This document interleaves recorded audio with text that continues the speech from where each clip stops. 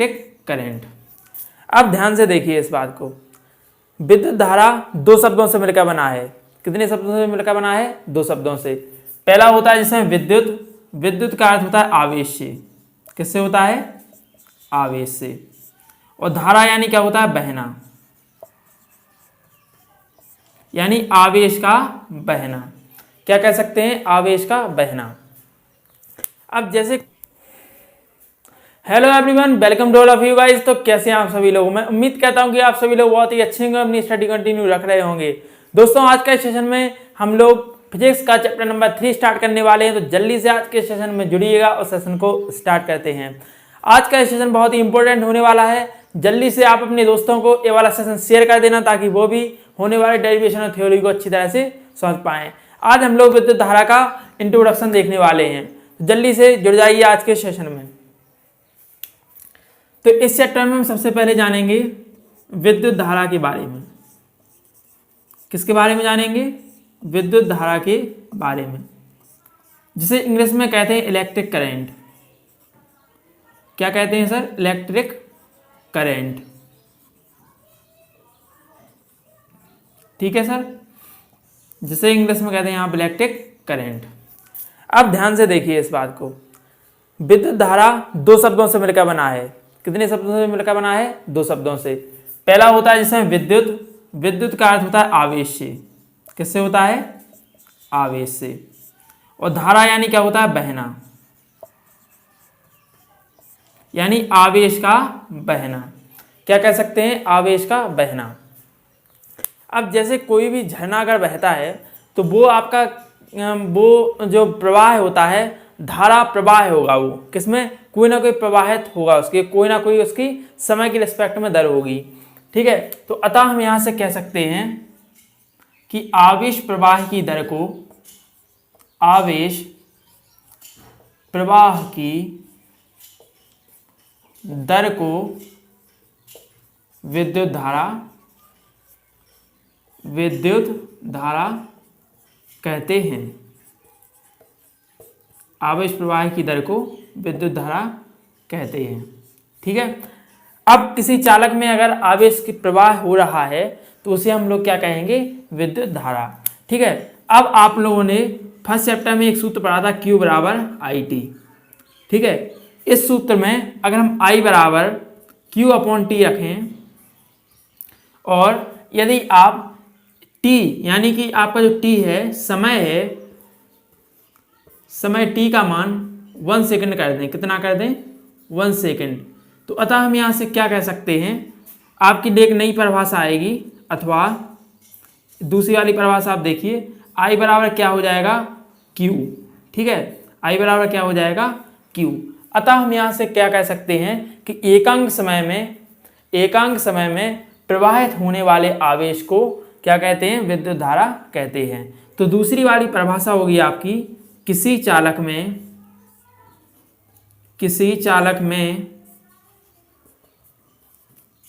एकांक समय में प्रवाहित होने वाले आवेश को, प्रवाहित होने वाले आवेश को विद्युत धारा कहते हैं। आवेश को विद्युत धारा कहते हैं। ठीक है, तो ये हो गई आपकी एक और परिभाषा हो गई है। जैसे किसी चालक में एकांक समय में प्रवाहित होने वाले आवेश को क्या कहेंगे? विद्युत धारा कहेंगे। ठीक है, अब यहाँ पर देखते हैं हम लोग इसमें कि आवेश जो आपकी विद्युत धारा है, विद्युत धारा एक अदिश राशि होती है।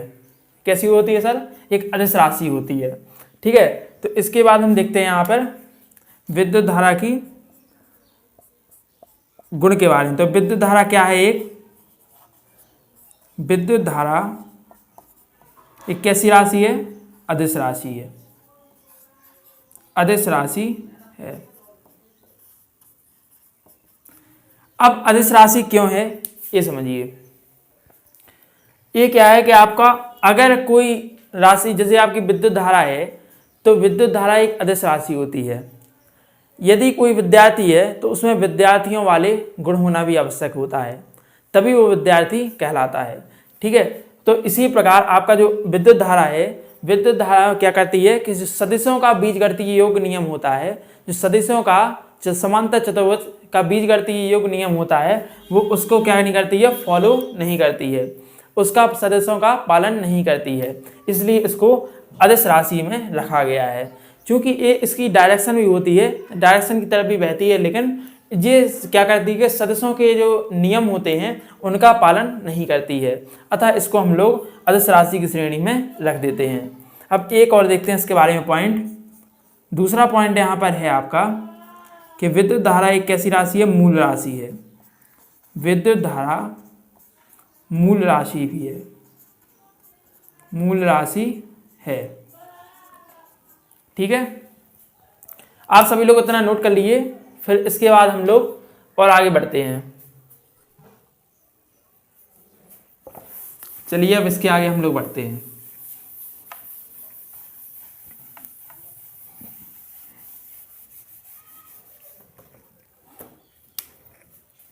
अब देखिए यहां पर कि विद्युत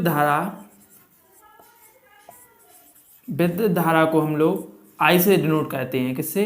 आई से निरूपित करते हैं, आई से निरूपित करते हैं। ठीक है, ऐसे में आप लोग पॉइंट लिख लेना। विद्युत धारा को हम लोग किससे डिनोट करते हैं? आई से डिनोट करते हैं। ठीक है, अब जो विद्युत धारा है उसको हम लोग इस सिंबल द्वारा, जैसा कि आपका यहाँ पर सिंबल है, इसी से हम लोग क्या करते हैं, प्रदर्शित करते हैं। सिंबल क्या है? ए है आपका, प्रदर्शित करते हैं। अब आपका जो एक और पॉइंट आता है, विद्युत धारा की विमा। विद्युत धारा की विमा ए होती है। ए से क्या होता है? एम्पियर आपका, और ए इसकी क्या होती है? विमा होती है। विद्युत धारा की विमा ए होती है। ठीक है, ठीक है। अब इसके बाद हम लोग देखते हैं कि इसकी जो आपका किसी ना किसी डायरेक्शन में भी बहती है। ये अदिश राशि है, लेकिन ये किसी ना किसी डायरेक्शन में बहती है। ठीक है, तो यहाँ पर हम कोई एक चालक ले लेते हैं। मान लीजिए कोई एक बेलनाकार चालक है। ठीक है, अब यहाँ पर जो प्लस है, यहाँ पर क्या है? माइनस। ठीक है, तो आपका जो आपका इलेक्ट्रॉन है, मतलब मान लीजिए इलेक्ट्रॉन पर क्या होता है? ऋणावेश। ठीक है, तो ऋणावेश यानी कि इलेक्ट्रॉन की विपरीत दिशा में, इलेक्ट्रॉन जिस तरफ गमन करेगा उसकी विपरीत दिशा में क्या होती है? आपकी धारा की दिशा होती है। जैसे इलेक्ट्रॉन इस तरफ गमन कर रहा है तो आपकी विद्युत धारा की दिशा इस ओर हो जाएगी। ठीक है, और क्या होती है कि जो आपकी धन यानी कि जो प्रोटॉन यानी कि धनावेश की जो दिशा होती है उसके किस तरफ होगी? आपकी उसकी ओर होती है। तो ऋणावेश यानी कि आपका इलेक्ट्रॉन की विपरीत ओर इसकी दिशा होती है। ये भी आप लोग नोट पॉइंट कर लेना। ठीक है, तो क्या लिख देते हैं यहाँ पर? विद्युत धारा की दिशा, विद्युत धारा की दिशा इलेक्ट्रॉन के विपरीत दिशा में होती है, विपरीत दिशा में होती है। ठीक है, अब आप लोग क्या समझ गए यहाँ पर कि विद्युत धारा की जो दिशा होगी वो किस होगी? इलेक्ट्रॉन गमन के विपरीत ओर होगी तथा धनावेश की ओर हो जाएगी। ठीक है, तो आप लोग इतना सभी नोट कर लीजिए। अगर आप चाहें तो आप इसे जो आप डिनोट करते हैं वो इस प्रकार से भी कह सकते हैं। किस प्रकार से? कि आपका एक बिंदु ए है और एक बिंदु बी है आपका। अब यहाँ से आपकी जो धारा है वो इस और इस साइड से भी अपन लोग डिनोट कर सकते हैं। ठीक है, अब यहाँ पर देखिए ध्यान से कि इसका जो भी ए यानी बिंदु ए का विभव कैसा होगा? बड़ा होगा बिंदु बी के विभव से। इस प्रकार से भी आप इसको डिनोट कर सकते हैं। ठीक है, अब आप सभी लोग नोट कर लीजिए इसको, फिर इसके आगे हम लोग देखते हैं।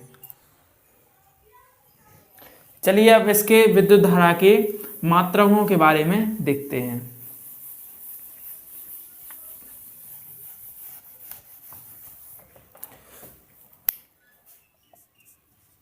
विद्युत धारा के मात्रक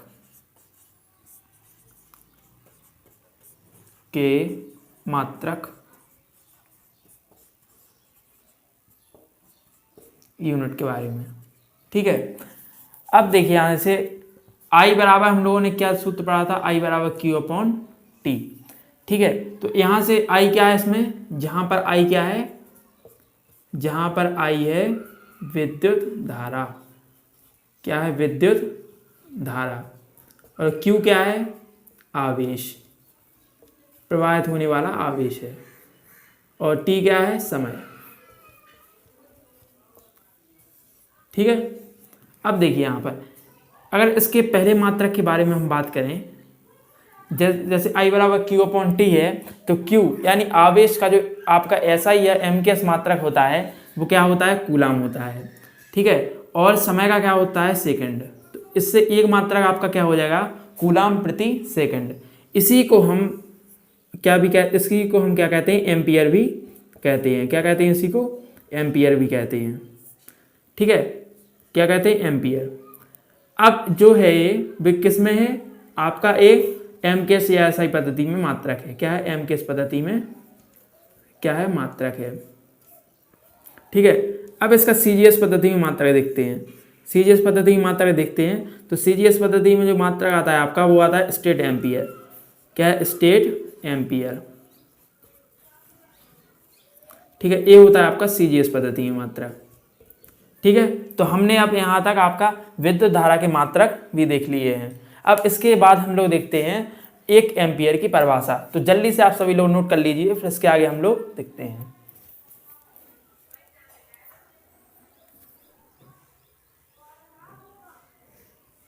चलिए अब हम लोग देखते हैं एक एम्पियर की परिभाषा। ठीक है, क्या देखते हैं, एक एम्पियर की परिभाषा देखते हैं।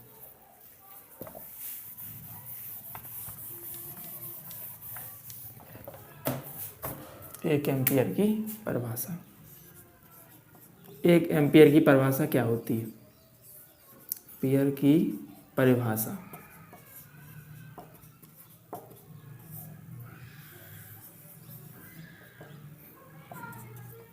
ठीक है, दूसरी वाली हेडिंग लगा लेना, एक एम्पियर की परिभाषा।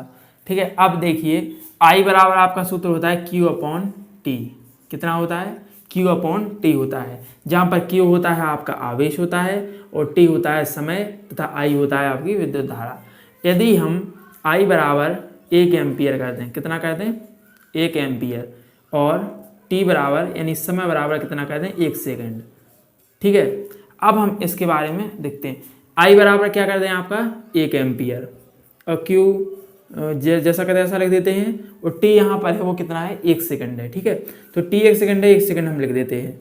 अब आपने पहले पार्ट में यानी पहले चैप्टर में पढ़ा था आपने Q बराबर क्या पढ़ा था, NE। ये आपका क्वांटम वाला आपने क्या पढ़ा था, सूत्र पढ़ा था। ठीक है, अब हम लोग इसमें क्या करेंगे, Q की जगह पर क्या लिख देंगे, NE। ठीक है, और 1 बराबर क्या हो जाएगा आपका NE। तो N बराबर यहाँ से आएगा 1/E। ठीक है, अब आप इलेक्ट्रॉन पर आवेश जानते हैं, आवेश का मान कितना होता है, 1.6 × 10⁻⁻19 कूलाम, यही होता है। ठीक है, अब N बराबर क्या है यहाँ पर, इलेक्ट्रॉनों की संख्या। ठीक है, अब यहाँ पर देखिए आप दशमलव जब हटाएंगे तो यहाँ पर 1 0 बढ़ जाएगा। ठीक है, अब 1 0 यहाँ पर बढ़ जाएगा, और यहाँ पर हम क्या करेंगे, जब हम इसको काटेंगे यहाँ से तो कितना बचेगा आपका, 6.25 × 10⁻18। कितना बचेगा, 6.25 × 10⁻18। आप लोग इसको सॉल्व कर लीजिएगा, तो 6.25 × 10 कितना बचेगा, 18। ठीक है, अब यहाँ पर क्या बचेगा, 6.25 × 10⁻18। क्योंकि क्या आप लोगों ने पढ़ा था कि क्वांटम में पढ़ा था, आप लोगों ने क्या पढ़ा था कि जब भी वो आपका इलेक्ट्रॉनों की संख्या होगी वो किसमें, पूर्ण गुणज के रूप में होगी। कभी भी इस टाइप के इलेक्ट्रॉन नहीं निकलेंगे, 6.25 6.5 इस टाइप के इलेक्ट्रॉन नहीं निकलेंगे। ठीक है, तो हम लोग जब इसको ऐसे लिखेंगे, 625 × 10⁻16। ठीक है, इतने इलेक्ट्रॉन होंगे। अतः हम यहाँ से क्या कह सकते हैं कि अतः हम यहाँ से इसकी जो परिभाषा 1 एम्पियर की दे सकते हैं कि किसी चालक में किसी चालक में एक सिरे से दूसरे सिरे तक, एक सिरे से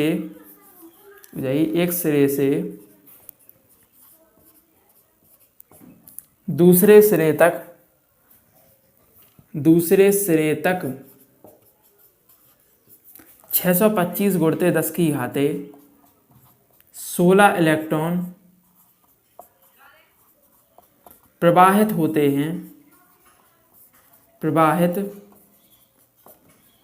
हैं जब किसी चालक में एक सिरे से दूसरे सिरे तक 625 गुणित 10 की घात 16 इलेक्ट्रॉन प्रवाहित होते हैं। इसी को 1 एम्पियर कहते हैं। एक एम्पियर कहते हैं। अगर आपका किसी चालक में एक सिरे से दूसरे सिरे तक 625 गुणित 10 की घात 16 इलेक्ट्रॉन प्रवाहित हो रहे हैं तो उसकी जो आपका जो 1 एम्पियर होगा, क्या होगा, विद्युत धारा क्या होगी, 1 एम्पियर होगी। इसी को 1 एम्पियर की परिभाषा भी हम कह सकते हैं। ठीक है, तो दोस्तों आज का सेशन है वो हम लोग यहीं तक रखते हैं। मिलते हैं नेक्स्ट लेक्चर में, तब तक के लिए धन्यवाद।